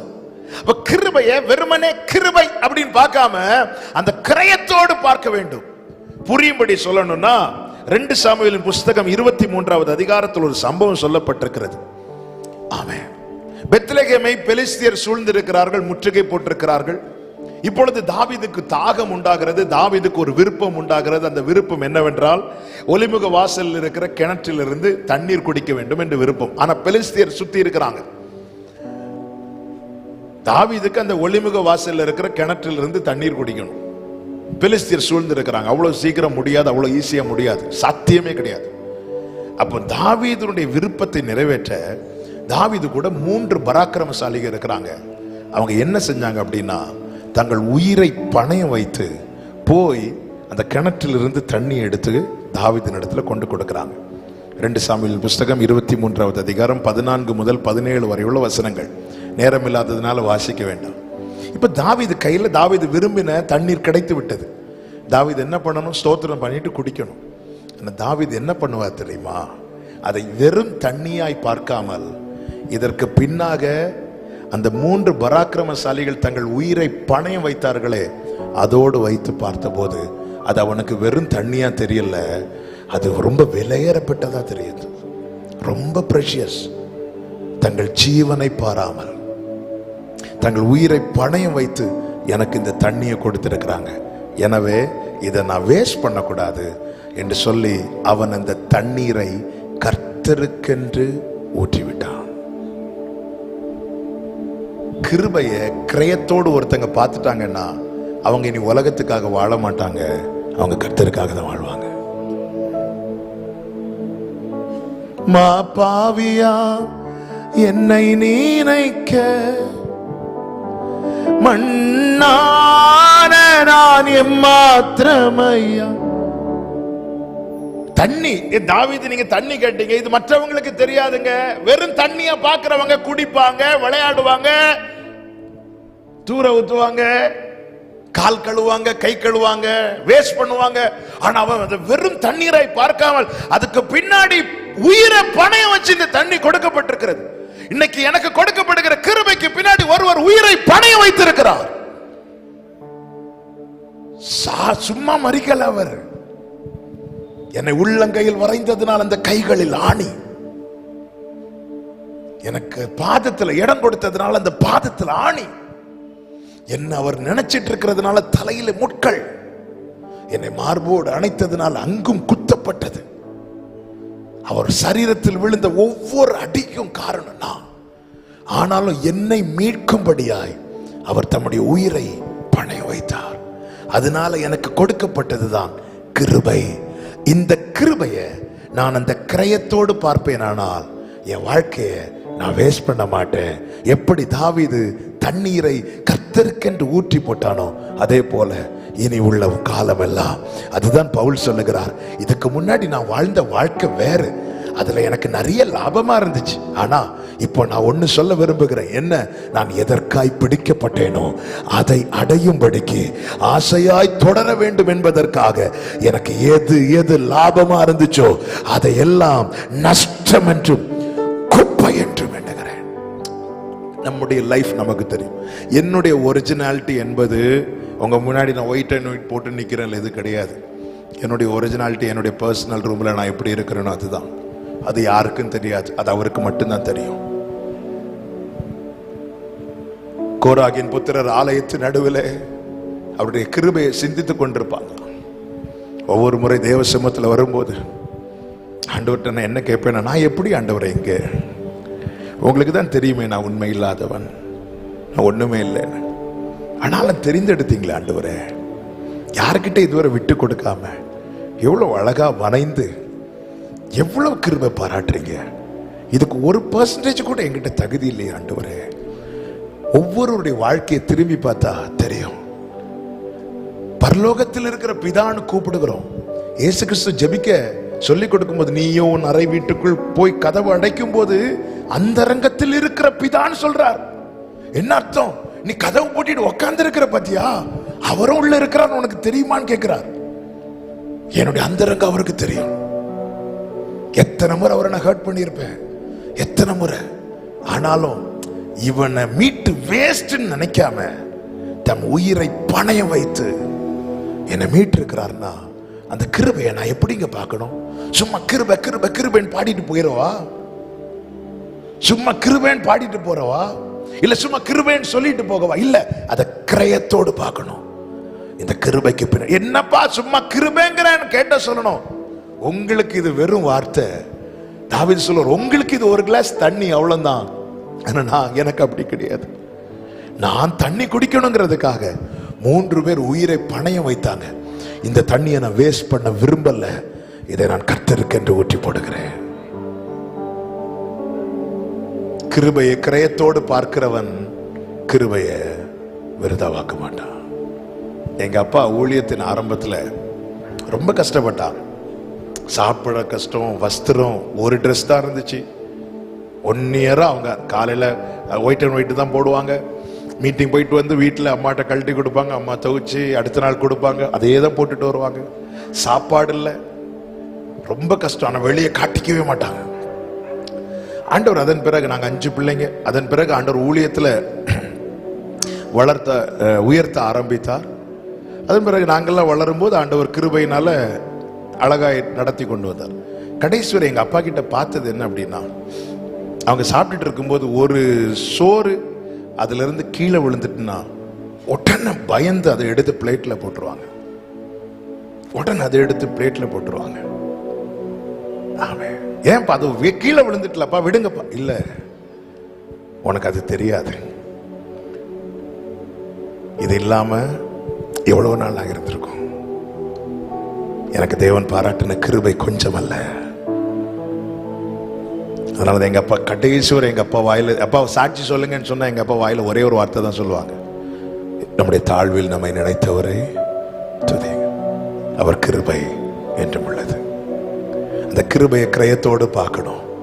ஒண்ணுமே இல்லை, எதுவுமே இல்லை. எனக்கு அவர் பாராட்டின கிருபை இப்படி ஒரு வாழ்க்கையை தந்து, அவரை அறியும் பாக்கியத்தை தந்து. நான் இயேசுவின் நாமத்தில் சொல்றேன், இந்த பூமியில யார் விலையேற பெற்றவங்க தெரியுமா? ரட்சிக்கப்பட்டவங்க.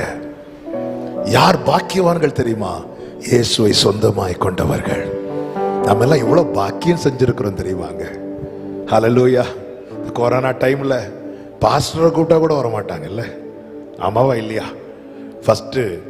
ஃபர்ஸ்ட் வேவ்ல, லாக்டவுன்ல நான் அப்பதான் மலேசியாவில் ஊழியத்துக்கு போயிட்டு வர, எங்க வீட்டுக்கு முன்னாடி ஸ்டிக்கரை அடிச்சு விட்டாங்க. ஒரு பாட்டி அந்த வழியா நடந்து போறாங்க, ஸ்டிக்கரை பார்த்ததும் எடுக்கிறாங்க ஓட்டம். ஏதோ அந்த ஸ்டிக்கர்ல 4 கொரோனா இருக்கிறது மாதிரியும். அப்பதான் ஒரு சிஸ்டர் போன் பண்றாங்க, பாஸ்டர் எனக்கு கொஞ்சம் உடம்பு முடியல பாஸ்டர், ஸ்மெல் தெரிய மாட்டேங்குது பாஸ்டர், ஃபீவர் ஏறி இறங்குது பாஸ்டர், எனக்கு தெரிஞ்சிட்டு சிஸ்டர் இது என்னன்னு. அப்ப கேக்குறாங்க, பாஸ்டர் வந்து ஒன்னு ஜாம் பண்ணுவீங்களா? சிஸ்டர் நான் போன்லயே உங்களுக்கு. அவ்வளவுதான். எதுக்கு சொல்றேன்னா, மனுஷன் எவ்வளவுதான்.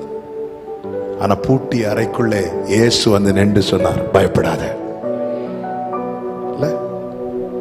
அவர் கொடுத்த கிரயங்கிறது கொஞ்சம் கிடையாது. சகையு வீட்டுக்கு போனா என்ன எல்லாரும் தப்பா பேசுவாங்கன்னு தெரிஞ்சும் சகையு வீட்டுக்கு போனார் பாத்தீங்களா? அதான் கிருபை. இந்த சமாரியா ஸ்திரீ கிட்ட பேசினா எல்லாரும் என்ன தப்பா பேசுவாங்கன்னு தெரிஞ்சு அந்த சமாரியா ஸ்திரீ கிட்ட பேசினார் பாத்தீங்களா? அதுதான் கிருபை. அவர் அவமானப்பட்டார், அவர் முகத்துல காரி துப்புனாங்க. ஏன்? என்ன பார்த்ததுனால, உங்களை பார்த்ததுனால. இந்த கிருபையை கிரயத்தோடு பார்க்கிறவன் என்ன செய்வான் தெரியுமா? இந்த சமாரியா ஸ்திரீ திரும்ப ஊருக்கு போனா திருப்பி பாவம் செய்வதற்கல்ல, 5 புருஷர்களை 50 புருஷர்களை மாற்றுவதற்கும் அல்ல, அந்த பட்டணத்தில் போய் சுவிசேஷத்தை அறிவிக்கிறாள். என கிருபையை கிரயத்தோடு பார்த்துட்டா. கிருபையை கிரயத்தோடு பார்க்கிறவங்க கிருபையை வேஸ்ட் பண்ண மாட்டாங்க. சும்மா கிருபைன்னு சொல்றது இல்லைங்க. கிருபையை கிரயத்தோடு, கிருபையை பணத்தை வச்சு பார்க்க கூடாது. எவ்வளவு பணம் இருக்கு அவ்வளவு நோ. வாழ்க்கையில கொடுக்கப்பட்ட முள்ள வச்சு பாருங்க. கிருபையினுடைய வேல்யூ என்னன்னு அப்ப தெரியும். எனக்கு ஒரு முள் கொடுக்கப்பட்ட பிறகுதான் அவன் கிருபையை டேஸ்ட் பண்ண ஆரம்பிக்கிறார் பவுல். கிருபையை கிரயத்தோடு பார்க்கிறவன் மனம் போன போக்கில் போக மாட்டான். நான் ஆகாதவனாய் ஓடேன், நான் எதற்கென்று பிடிக்கப்பட்டேனோ அதை அடையும்படிக்கு எனக்கு இயேசு அறிகிற அறிவுல வளரணும், எனக்கு இயேசு ஆதாயமாக்கி கொள்ளணும், எனக்கு அந்த உயிர்த்தெழுதலில் பங்கு வேணும். ஆண்டவர் எவ்வளவு கிருபை பாராட்டி இருக்கிறார். 2017 எனக்கு ஒரு பெரிய ஆக்சிடென்ட் நடந்துச்சு. அதுல இருந்து கிருபையா தேவன் காத்து கொண்டு வந்தார். நான் ஆண்டவருக்கு தேங்க் பண்ணிட்டு இருக்கும்போது, ஆண்டவரே ஆக்சிடென்ட்டை பார்த்தா நான் இருக்கிறதுக்கு வாய்ப்பே இல்லை, இவ்வளோ அதிசயமா காத்தீங்க ஆண்டவரேன்னு சொல்லும்போது, ஆண்டவர் என்கிட்ட 2 வார்த்தை சொன்னார். சத்துரு உன்னை விழத்தள்ள நினைத்தான், உன் தீபத்தை அணைக்க நினைச்சான், நான் உன்னை காப்பாற்ற காரணம் என்ன தெரியுமா? 2 ரீசனுக்காக. 1, உன் வாழ்க்கையில் நான் செய்ய வேண்டிய காரியங்கள் இன்னும் இருக்கிறது. 2, உன்னை கொண்டு நான் செய்ய வேண்டிய காரியங்கள் இன்னும் இருக்கிறது என்றா. இதே போலதான் மரண விளிம்பிலிருந்து காக்கப்பட்ட ஒவ்வொருவருக்கும் சொல்லுகிறேன், கொடுக்கப்பட்ட கிருபைக்கு பின்னாக இருக்கிற பர்பஸை பாருங்க. ஆமா, நீங்கள் அவருக்கு தேவை. ஏதோ வாழ்ந்து விட்டு போவதற்கல்ல, இன்று புசிப்போம் குடிப்போம் நாளை சாவோம் என்று செல்வதற்கல்ல. தேவன் இவ்வளவு கிரயத்தை கொடுத்து அரை நிர்வாணமாய் நமக்காக தொங்கினாருங்க. நம்மால் அப்படி செய்ய முடியுமா? முடியாது. அத்தனை பேரும் காரி துப்புனாங்க. கேரளாவை சேர்ந்த ஒரு சகோதரி, ஆண்டவருக்காக ரொம்ப வைராக்கியமாய் செயல்பட்டவர்கள், கடைசியில படுக்கையில் ஆனார்கள். அவங்களால எழும்ப முடியல, ஒண்ணுமே செய்ய முடியல. அப்போ அந்த நேரத்தில் அவங்களால எழும்பி அவங்க துப்பல் வந்தா துப்ப கூட முடியாது. அப்ப அந்த நேரத்தில் நல்ல துப்பல் வருது, அவங்க துப்ப வேண்டும் என்கிற வாய் ஃபுல்லா துப்பல் வந்துட்டு, இப்போ அவங்க என்ன பண்றாங்க, படுத்து கிடந்து வெளியே துப்புறதுக்கு ட்ரை பண்றாங்க. தலையெல்லாம் திருப்ப முடியாது. ஆனாலும் கொஞ்சம் ஃபோர்ஸா துப்பும் போது இவங்க துப்பல் அப்படி மேல போயிட்டு திரும்ப அவங்க முகத்திலே வந்து விழுது. இவங்க துப்புனது இவங்க முகத்திலே வந்து விழுது. இந்த சகோதரி உடைஞ்சிட்டாங்க. ஆண்டவர், உங்களுக்காக நான் வாழ்ந்தேன், உங்களுக்காக தான் நான் என் வாழ்க்கையை விட்டு கொடுத்தேன், ஆனாலும் இப்போ இந்த அவமானம் எனக்கு கஷ்டமா இருக்கு ஆண்டவரேன்னு சொல்லி அழுதுட்டு இருக்கும்போது, அவங்க அழுதுட்டு இருக்கும்போது ஆண்டவர் ஒரு காட்சியை காண்பித்து கொடுக்குறாங்க. அந்த காட்சியில என்ன அப்படின்னா, இயேசு அடிக்கப்பட்டவராய் இருக்கிறார், அவர் முகத்துல எல்லாரும் காரி துப்புறாங்க. இவங்க பார்த்து அழுறாங்களாம். அழுதுட்டே இருக்கும்போது ஆண்டவர் கேட்கிறாங்க, ஏமா நீ துப்பு, உன் மேல விழுந்த துப்பல் உன்னுடைய துப்பல், ஆனா என் மேல விழுந்தது வரவன் போறவெல்லாம் துப்புனான் தெரியுமா? யாருக்காக சகிச்சேன் தெரியுமா? உனக்காக, உனக்காக. அந்த சகோதரி கதறி அழுதாங்களாம். அழுதுட்டு சொன்னாங்களாம், தெரியாம முறையிட்டு, ஆண்டவரே எனக்கு நீங்க பாராட்டின கிருபை பெரியது, எனக்கு நீங்க பாராட்டின கிருபை பெரியது. ஹல்லேலூயா. கிருபைய கிரயத்தோடு பார்க்கிறவங்களுக்கு தாங்க அதோடைய வேல்யூ தெரியும். ரீகன் கோமஸ் அண்ணன் எத்தனை பேருக்கு தெரியும்? ரீகன் கோமஸ் அண்ணன் எந்த கண்மலையானவரை பாட்டு எழுதினவங்க. அவங்க இப்போ ஒரு பாட்டு எழுதி இருக்கிறாங்க, நீர் தந்த இந்த வாழ்விற்காய் உம்மை என்னாலும் ஸ்தோத்தரிப்பே. நீங்க அந்த அண்ணனை பார்த்தீங்கன்னா தெரியும், ஒரு வீல் சேர்ல தான் வருவாங்க, மைக்கு கூட சரி அவங்களால பிடிக்க முடியாது. அவங்க எப்படி பாடுறாங்கன்னா, நீர் தந்த இந்த வாழ்வுக்காக உங்களை நான் ஸ்தோத்தரிக்கிறேன். ஏன் தெரியுமா? அவங்க மற்றவங்கள மாதிரி எனக்கு நடக்க முடியலன்னு பார்க்கல, அவங்க அவங்களுக்கு கொடுக்கப்பட்ட கிருபைய பார்த்தாங்க. எப்படி பார்த்தாங்கன்னா, கிரயத்தோடு பார்த்தாங்க. எப்பவுமே கிருபையை கிரயத்தோடு பார்த்தாதான் அவருக்காக வாழணும், அவருக்காக ஓடணும், அவருடையவனாய் அவரையே பிரியப்படுத்த இந்த எண்ணம் நமக்குள்ள திரும்ப திரும்ப வந்துட்டு இருக்கும். ஒருத்தங்க நம்மளை கூப்பிட்டு சாப்பாடு வாங்கி தந்துட்டாங்க, நம்ம நிக்கிறோம், சும்மா பஸ் ஸ்டாண்ட்ல நிக்கிறோம், நம்மளை கூட்டிட்டு சிஸ்டர் வாங்க, பிரதர் வாங்க, இன்னைக்கு நம்ம சேர்ந்து சாப்பிடலாம் வாங்க அப்படி சொல்லிட்டு நமக்கு ஒரு நல்ல சூப்பரா சாப்பாடு வாங்கி தராங்க. நம்ம மனசுல அது விழுந்துரும். என்ன விழுந்துரும்னா, நானும் நாளைக்கு என்ன செய்யணும், இவங்களுக்கு இல்ல ஒரு சாப்பாடு வாங்கி தரதே நம்ம மனசுல வச்சு அவங்களுக்கு பதில் செய்யணும்னு நினைக்கிறோமே. காலை தோறும் எவ்வளவு கிருபை தாரார், எவ்வளவு கிருபை. அந்த கிருபையை நான் வேஸ்ட் பண்ணலாமா? அவருக்காக, அவருக்காக அந்த கிருபையை கிரயத்தோடு பார்க்கணும். எனக்கு அவர் பாராட்டின கிருபை கொஞ்சம் கிடையாது. நான் இந்த ராத்திரி வேளையில ஒரே ஒரு உண்மையா ஜெனியூன் ஆன்சர் பண்ணணும். இங்க இருக்கிற எல்லாரை விட எனக்கு அவர் பாராட்டின கிருபை அதிகம்னு சொல்றவங்க மாத்திரம் உங்க வலது கரத்தை உயர்த்தி சத்தமா ஆமென் சொல்லுங்க பார்க்கலாம். ஹல்லேலூயா. எஸ், ஒவ்வொருத்தருக்கும் அப்படி. ஏன்னா ஒவ்வொரு சந்திக்கிற பிரச்சனை வித்தியாசமானது. கேரளாவில் சொல்லுவாங்க, யானைக்கு தடி பாரம், எறும்புக்கு அரிசி பாரம். யானை பெரிய மரத்தை கஷ்டப்பட்டு எப்படி இழுக்குதோ அப்படியே தான் எறும்பு ஒரு அரிசியை இழுத்துட்டு போகும். அப்போ அரிசியை இழுக்கிற பலம் எறும்புக்கு தேவை, தடியை இழுக்கிற பலம் யானைக்கு தேவை. நமக்கு என்ன, நமக்கு பிரச்சனை என்ன, நம்முடைய பாரம் என்ன, எல்லாம் அவருக்கு தெரியும். வேண்டிய கிருபையை தந்ததுனாலதான் இன்னும் இந்த தீபம் எரிந்து கொண்டிருக்கிறது. இந்த கிருபைக்கு கிரயம் இருக்கிறது. இனி சிந்துறதுக்கு ரத்தம் இல்ல, குத்துறவனுக்காக கூட கொஞ்சம் ரத்தத்தை உள்ள வைத்திருந்தவர் தான் என் ஆண்டவர். கடைசியில் ஒருத்தன் குத்துறான் பாத்தீங்களா, அந்த குத்துறவனுக்காக கூட கொஞ்சம் ரத்தத்தை உள்ள வைத்திருந்தவர் என் ஆண்டவர். எவ்வளவு நல்ல தேவன். அந்த கிருபையை கிரயத்தோடு பாருங்கள். கிருபையை வேஸ்ட் பண்ண தோணாது. ஆண்டவரே இந்த நாளை தந்திருக்கிறேன், ஆமென், உமக்காக வாழணும்.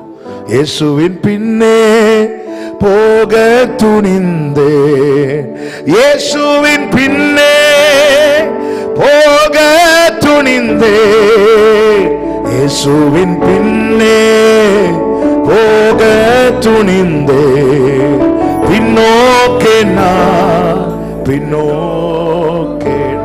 கிருபைய விருதாவாக்க கூடாதுன்னா ஒரே ஒரு காரியத்தை சொல்லி ஜெபிக்கிறேன். எபேசியர் 3வது அதிகாரம் 2வது வசனத்தை வேகமாய் வாசிங்கள். எபேசியர் 3:2. உங்களுக்காக எனக்கு அளிக்கப்பட்டிருக்கிற தெய்வ கிருபைக்குரிய நியமமும் என்னதென்று கேட்டிருப்பீர்களே. அப்ப கிருபையை வேஸ்ட் பண்ண கூடாதுன்னா கிருபைக்குரிய நியமத்தை அறிந்து கொள்ளணும். நல்ல கவனமா கேளுங்க. ஆண்டவர் கிருபை தாரார்னா அதுக்கு ஒரு நியமம் இருக்கிறது. புரியும்படி சொல்லணும்னா, சோதோமில் இருந்த லோத்துக்கு தேவன் கிருபை கொடுத்தார். அந்த கிருபை தான் கைப்பிடித்து வெளியே விட்டார். இப்பொழுது நியமம் என்ன நியமம் தெரியுமா? பின்னிட்டு பாராதே. லோத்துக்கு கொடுக்கப்பட்ட கிருபை அவனை சோதோமிலிருந்து வெளியே கொண்டு விட்டது. அந்த கிருபைக்குரிய நியமம் என்ன தெரியுமா? பின்னிட்டு பாராதே. அந்த நியமத்தை லோத்தின் மனைவி மீறினாள். அந்த கிருபையினால அவளுக்கு ஒரு பிரயோஜனமும் இல்லை. பாவியாகிய ஸ்திரீ, பாவத்தில் பிடிக்கப்பட்டவள், கல்லறிந்து கொலை செய்யப்பட வேண்டியவள், ஆக்கினை தீர்ப்புக்கு உட்பட வேண்டியவளுடைய ஆக்கினை இப்பொழுது அவளை விட்டு விலக்கப்படுகிறது. இது கிருபை. இனி இந்த கிருபைக்குரிய நியமம் என்ன தெரியுமா? இனி பாவம் செய்யாது. தாவீதை கல்லை எறிந்தவன் சீமை, ராஜாவுக்கு விரோதமான தூஷணம் சொல்லுகிறவன் தலை துண்டிக்கப்பட வேண்டியவன். அப்படி தலை துண்டிக்கப்பட வேண்டியவனுக்கு கிருபை கொடுக்கப்பட்டது. அதுதான் நீ எருசலேமில் வாழ்ந்துக்கோ. அவன் ரொம்ப சந்தோஷம். ஆனா அந்த கிருபைக்குரிய நியமம் என்ன தெரியுமா? எல்லையை தாண்டாத. யார் யார் இந்த நியமத்தை மீறினார்களோ அவர்கள் எல்லாரும் கொடூரமாய் தண்டிக்கப்பட்டதை வேதம் நமக்கு எச்சரிக்கிறது.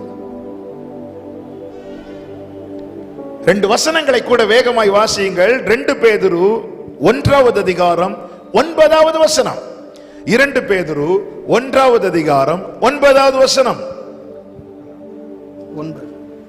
கர்த்தர் தேவ பக்தி உள்ளவர்களை சோதனை நின்று ரட்சிக்கவும். 2 பேதுரு 1:9. இவைகள் இல்லாதவன் எவனோ, இவைகள் இல்லாதவன் எவனோ, அவன் முன் செய்த பாவங்கள் அற, அவன் முன் செய்த பாவங்கள் அற, தான் சுத்திகரிக்கப்பட்டதை மறந்து. எல்லாம் கவனிச்சுக்கலாம் இந்த வார்த்தையை. ஒருவன் ரட்சிக்கப்படும் போது கர்த்தர் அவனை சகல பாவங்களை நீக்கி சுத்திகரிக்கிறார், அவருடைய ரத்தம். ஆனா எந்த பாவங்கள் நீக்கப்படுகிறது தெரியுமா?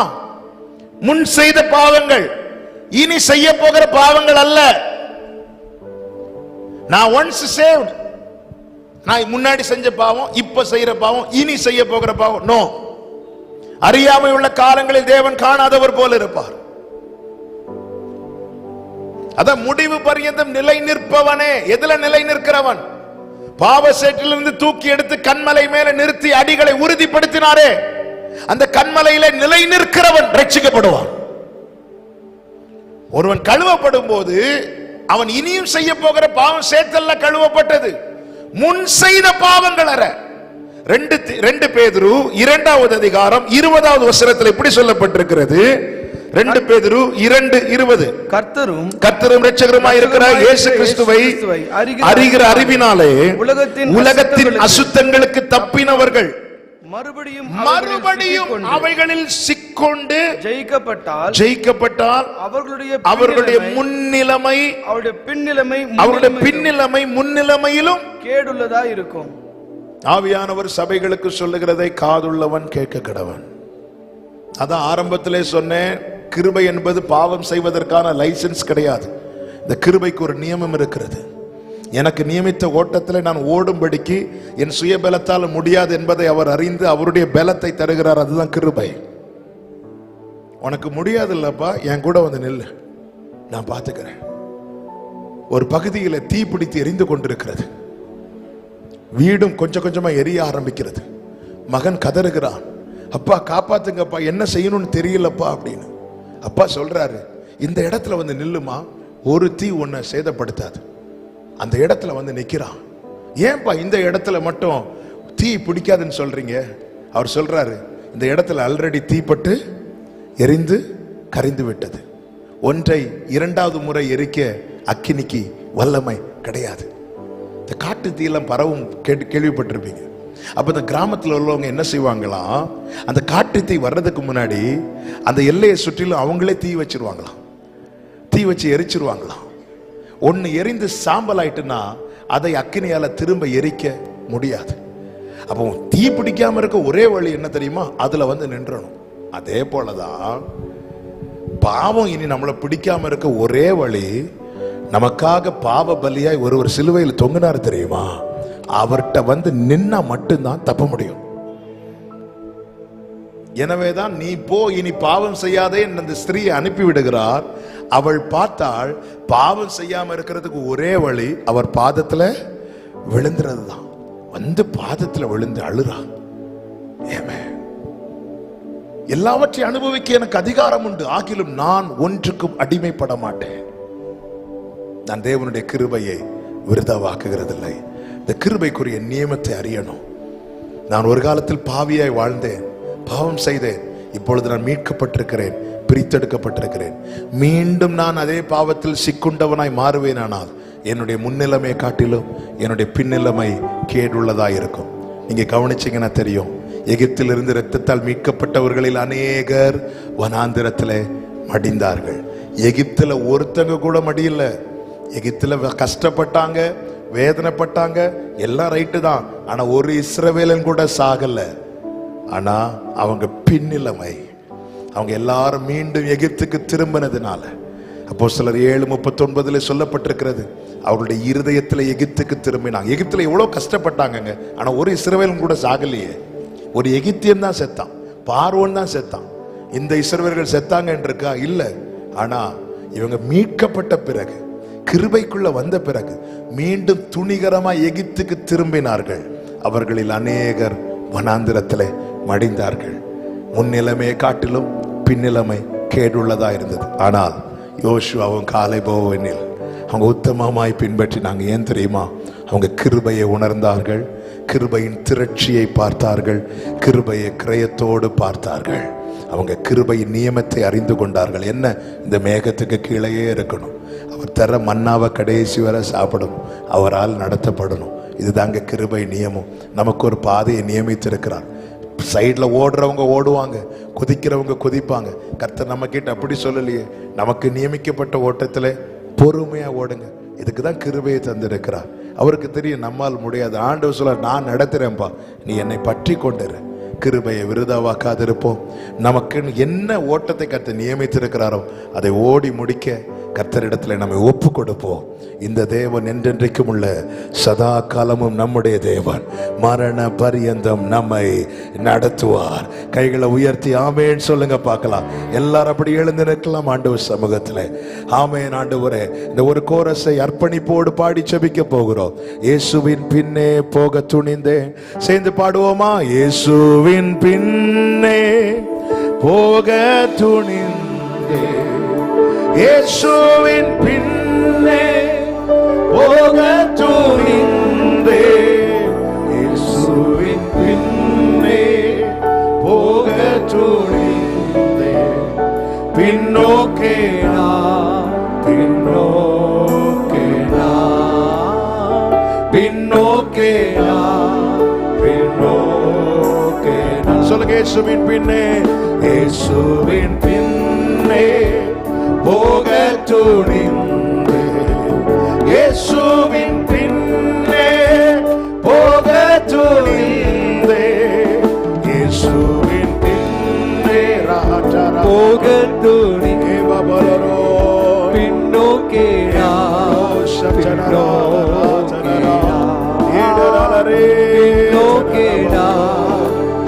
எத்தனை பேர் சொல்லுவீங்க உலகமேன் பின்னே சிலுவையின் முன்னே உலகமேன் பின்னே சிலுவையின் முன்னே உலகமேன் பின்னே சிலுவையின் முன்னே உலகமேன் பின்னே சிலுவையின் பின்னோக்கே பின்னோக்கே பின்னோக்கே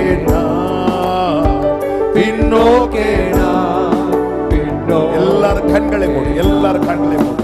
ஒரு 2 நிமிடங்கள் எல்லாரும் கண்களை மூடு. எத்தனை பேர் இந்த ராத்திரி வேளை உண்மையில ஆண்டவரே கடந்த நாட்களில் நான் கிருபையை அதிகம் விருதாவாக்கி விட்டேன். என் கால் போன போக்கில், என் மனம் போன போக்கில், என் இஷ்டம் போல ஏனோ தானோன்னு வாழ்ந்துட்டேப்பா. இந்த கிருபைக்கு பின்னாக இருக்கிற கிரயத்தை நான் பல நேரத்தில் உணரவில்லை. ஆனால் இந்த ராத்திரி வேளையில உண்மையாய் விட்டு கொடுக்கிறேன். இந்த கிருபைக்குரிய நியமம், எனக்கு அளிக்கப்பட்ட கிருபைக்குரிய நியமம், என்ன நோக்கத்துக்காய் நீர் என்னை இம்மட்டு வாழ வைத்துக் கொண்டிருக்கிறீரோ அந்த நோக்கம் என்னில் பூரணப்பட, அதற்காக எனக்கு கொடுக்கப்பட்ட கிருபையை நான் கொஞ்சமும் விருதாவாக்காமல் நியமித்த ஓட்டத்திலே தொடர்ந்து ஓடும்படிக்கு இதோ என்னை அர்ப்பணிக்கிறேன் என்று சொல்லுகிறவர்கள் மாத்திரம் நிக்கிற இடத்துல உங்கள் வலது கரத்தை உயர்த்தி உங்கள் இடது கரத்தை இருதயத்தில் வைத்து ஆண்டவரை பார்த்து சொல்லுங்கள், ஆண்டவரே நீர் எனக்கென்று ஒரு ஓட்டத்தை நியமித்திருக்கிறீரே. எத்தனை காலம் இந்த பூமியில் வாழ போகிறேன் என்று எனக்கு தெரியாது. ஆனால் நீர் எனக்கு ஒவ்வொரு நாளும் கிருபை தருகிறீர். அந்த பாதையில நிற்க, அந்த பாதையில முன் செல்ல ஆண்டவரே எனக்கு கொடுக்கப்பட்ட கிருபையை நான் இனி எவ்வளவும் விருதாவாக்காமல் நியமித்த ஓட்டத்தை ஓடி, எப்படி பவுல் சொன்னாரோ, நான் நல்ல போராட்டத்தை போராடினேன், ஓட்டத்தை முடித்தேன், விசுவாசத்தை காத்து கொண்டேன் என்று அப்படியே எனக்கு கொடுக்கப்பட்ட கிருபையை நான் விருதாவாக்காமல் எனக்கு நியமித்த ஓட்டத்தில் ஓடி ஜெயத்தோடு முடிக்கும்படிக்கு அர்ப்பணிக்கிறேன், அர்ப்பணிக்கிறேன். அப்படியே உங்க வலது கரத்தை உயர்த்தி உங்க இடது கரத்தை இருதயத்தில் வச்சு ஒரு வார்த்தை ஆண்டவரை பார்த்து சொல்லுங்க, எனக்கு நீங்க கொடுத்த கிருபையின் கிரயம் பெருசுப்பா. எனக்கு கொடுக்கப்பட்ட கிருபையின் கிரயம் பெருசு. தாவீது எப்படி அந்த தண்ணீரை கர்த்தருக்கென்று ஊற்றி போட்டானோ, என் லைஃப் உங்க மகிமைக்காக நான் ஊற்றி போடுகிறேன். எத்தனை பேர் சொல்ல முடியும்? எப்படி எத்தனை பேர் சொல்ல முடியும்? என் வாழ்க்கையை நான் ஊற்றி போடுகிறேன் உமக்காக. எப்படி பயன்படுத்தணுமோ பயன்படுத்துங்க, எப்படி வணையணுமோ வணைங்க. ஆண்டவர் எரேமியா வாயில வார்த்தை கொடுக்கும் போது என்ன சொல்லி கொடுத்தார் தெரியுமா? பார், பிடுங்கவும், இடிக்கவும், அழிக்கவும், கட்டவும், நாட்டவும். ஆமை, நீங்க உங்களை விட்டு கொடுங்க. வேண்டாததை கர்த்தர் பிடுங்குவாராக, தேவையில்லாததை கர்த்தர் இடிப்பாராக. உங்கள் வாழ்க்கையை கர்த்தர் கட்டி எழுப்பி தமக்கு மகிமையுள்ள கீர்த்தியுள்ள நாட்டாய் நாட்டுவாராக, நாட்டுவாராக. அர்ப்பணிக்கிறேன் சொல்றவங்க அப்படியே உங்க வலது கரத்தை உயர்த்தி சொல்லுங்க, ஹல்லேலூயா. I surrender,